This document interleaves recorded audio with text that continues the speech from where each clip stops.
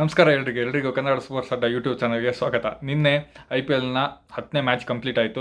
Sunrisers Hyderabad versus Lucknow Super Giants. ಇದು Rajiv Gandhi International Stadium ಹೈದರಾಬಾದಲ್ಲಿ ನಡೀತು. ಹಾಗೆ as usual Lucknow Super Giants ಅವರು ಟಾಸ್ ವಿನ್ ಆಗಿ ಚೇಸಿಂಗ್ ತೊಗೊಂಡ್ರು. ಈ ಸಲ most of the team chasing ಮಾಡಿದವರೇ ವಿನ್ ಆಗ್ತಾ ಇದ್ದಾರೆ. ಅದ ಕಾರಣದಿಂದ ತೊಗೊಂಡಿದ್ರು. ಇದೊಂದು ಉತ್ತಮ ಕುತೂಹಲಕಾರಿ ಮ್ಯಾಚ್ ಆಗಿತ್ತು ಅಂತ ಹೇಳ್ಬೋದು.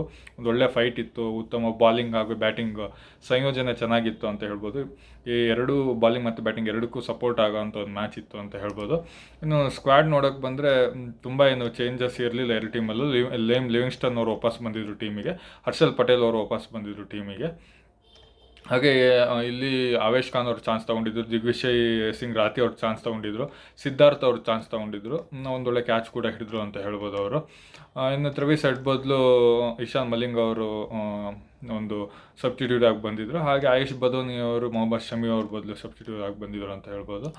ಇನ್ನು ಸ್ಕೋರ್ ನೋಡೋದಾದರೆ ಸನ್ರೈಸರ್ಸ್ ಹೈದರಾಬಾದ್ ಬ್ಯಾಟಿಂಗ್ ಫಸ್ಟ್ ಬಂದು 20 ಓವರ್ಗಳಲ್ಲಿ 156 ರನ್ ಗಳಿಸಿದ್ರು, 9 ವಿಕೆಟ್ಗೆ. ಒಂದು ಸಾಧಾರಣ ಮೊತ್ತ ಅಂತ ಹೇಳ್ಬೋದು. ಇಷ್ಟು ಗಳಿಸಿದ ದೊಡ್ಡ ವಿಷಯ ಆ್ಯಕ್ಚುಲಿ. ಅವರು ವಿಕೆಟ್ಗಳು ತುಂಬ ಹೋಗಿದ್ವು ಓಪನಿಂಗಲ್ಲಿ. ಟ್ರೆವಿಸ್ ಹೆಡ್ ಅವರು 7 ರನ್ನಿಗೆ ಔಟು, ಅಭಿಷೇಕ್ ಶರ್ಮಾ ಅವರು ಡಕ್ಔಟು, ಫಾರ್ಮಲ್ಲಿ ಇಲ್ಲ ಅಂತ ಹೇಳ್ಬೋದು. ಇಶಾನ್ ಕಿಶನ್ ಅವರು ಕ್ಯಾಪ್ಟನ್ 1 ರನ್ನಿಗೆ ಔಟ್ ಆದರು. ನೆಕ್ಸ್ಟ್ ಬಂದ ಲಿವಿಂಗ್ಸ್ಟನ್ ಅವರು ತುಂಬ ಸ್ಲೋ ಆಗಿ 20 ಬಾಲಿಗೆ 14 ರನ್ ನೋಡಿದ್ರು. ಅವ್ರದ್ದು ಸ್ವಲ್ಪ ಆವಾಗ ಪರಿಸ್ಥಿತಿ ಒತ್ತಡ ಇತ್ತು, ಆಗ ಸ್ಲೋ ಆಡ್ದು ಅಂತ ಹೇಳ್ಬೋದು. ಅದೇ ನೆಕ್ಸ್ಟ್ ಬಂದಂಥ ಹ್ಯಾನ್ರಿ ಕ್ಲಾನ್ಸನ್ ಹಾಗೆ ನಿತೀಶ್ ಕುಮಾರ್ ರೆಡ್ಡಿ ಅವರು ಒಂದು ಉತ್ತಮ ಬ್ಯಾಟಿಂಗ್ ಪ್ರದರ್ಶನ ಕೊಟ್ಟರು. 41 ಬಾಲಿಗೆ 62 ರನ್ ನೋಡಿದ್ರು ಕ್ಯಾಲ್ಸನ್ ಅವರು, 5-4 2 6.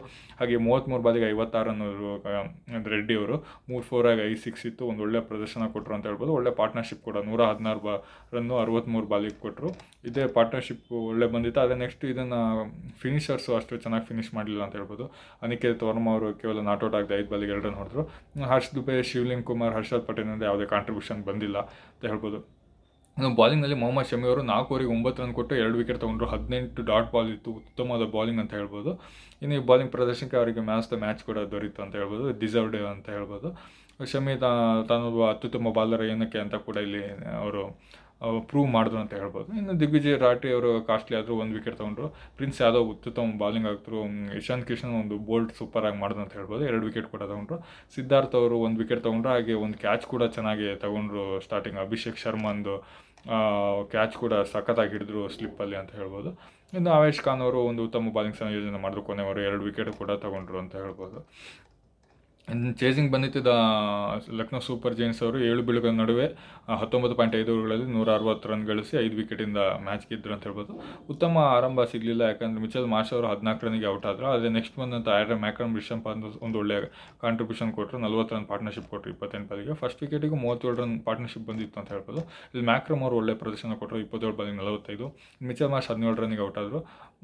ರಿಷಬ್ ಪಂತ್ ಅವರು ನಾಟ್ಔಟ್ ಆಗದೆ ಮ್ಯಾಚ್ನ ಒಂದು ಕೊನೆ ತನಕ ತಗೋಗಿ ಗೆಲ್ಲಿಸಿದ್ರು ಅಂತ ಹೇಳ್ಬೋದು. 50 ಬಾಲಿಗೆ 68, 9-4 ಹೊಡೆದಿದ್ರು. 9 ಸಿಕ್ಸಸ್ ಇತ್ತು.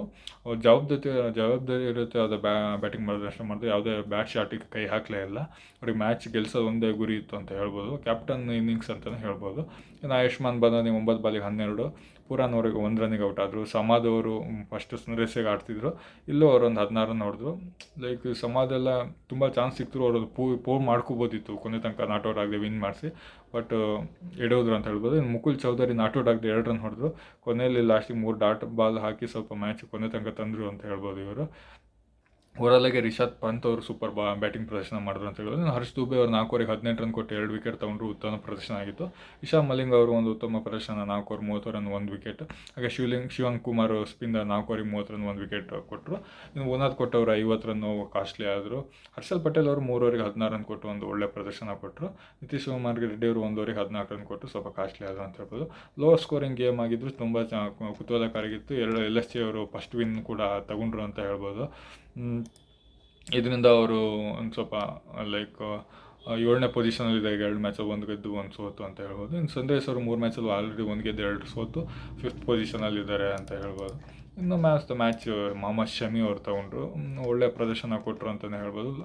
ಓವರಾಲಾಗಿ ಚೆನ್ನಾಗಿತ್ತು ಅಂತ ಹೇಳ್ಬೋದು. ಇನ್ನು ರಿಷಬ್ ಪಂತ್ ಅವರು ಸನ್ರೈಸರ್ಸ್ ಹೈದರಾಬಾದ್ ಒಳ್ಳೆ ಅವರೇಜ್ ಇಟ್ಟಿದ್ದಾರೆ. 44ರಲ್ಲಿ ಆಡ್ತಾರೆ. 19 ಮ್ಯಾಚಲ್ಲಿ 626 ರನ್ ಹೊಡೆದಿದ್ದಾರೆ. ಸ್ಟ್ರೈಟಾಗಿ 143, 150, 100 ಕೂಡ ಹೊಡೆದಿದ್ದಾರೆ ಅಂತ ಹೇಳ್ಬೋದು. ಓವರಾಲಾಗಿ ಒಂದು ಅತ್ಯುತ್ತಮ ಮ್ಯಾಚ್ ಕೂಡ ಆಗಿತ್ತು ಅಂತ ಹೇಳ್ಬೋದು ಇದನ್ನು.